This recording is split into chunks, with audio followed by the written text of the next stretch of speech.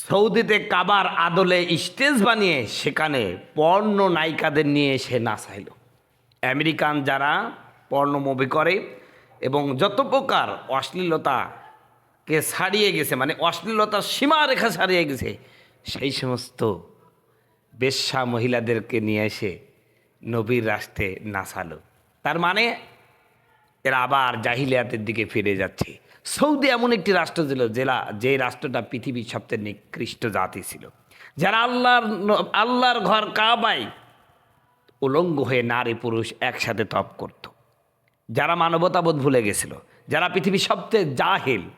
এ জাতির মুক্তির জন্য আল্লাহর নবী মুহাম্মদ সাল্লাল্লাহু আলাইহি সাল্লাম সর্বকালে সর্বশ্রেষ্ঠ মুহাম্মদ সাল্লাল্লাহু আলাইহি সাল্লামকে প্রেরণ করা হয়েছে। প্রিয় ভাইরা আমার, নবী সাল্লাল্লাহু আলাইহি সাল্লাম 63 বছর অক্লান্ত পরিশ্রম করে যেই বুকে কালিমার পতাকা উড্ডীন করলো, আল্লাহর ঘরকে পবিত্র করলো, সেই পবিত্র কাবার আদলে স্টেজ বানিয়ে যারা নাচালো, আল্লাহর কসম করে বলি এটা মুসলমানরা, এরা পাকা মুনাফিক। এদের মতন মুনাফিক কেউ নাই।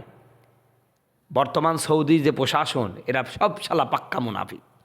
ইসলামের ভালোবাসা সামান্যতম নাই, নবীর ভালোবাসা সামান্যতম নাই। আমার দেশের ঘন্টা বা পড়া মৌলবীগুলো এখন ফতোয়াদারি করছে না।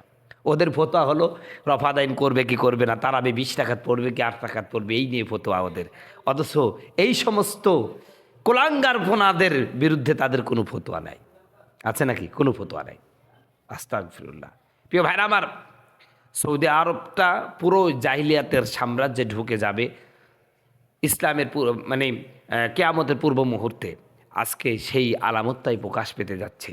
এরপরে করা হলো বাংলাদেশের থেকে লোক নিয়ে যে কনসার্ট করা, ওই কী বলছে জেমস, তারপরে বাংলাদেশের কিছু যারা মানে দুশ্চরিত্রা মহিলা তাদেরকে নিজে সেখানেও কনসার্ট করা হলো।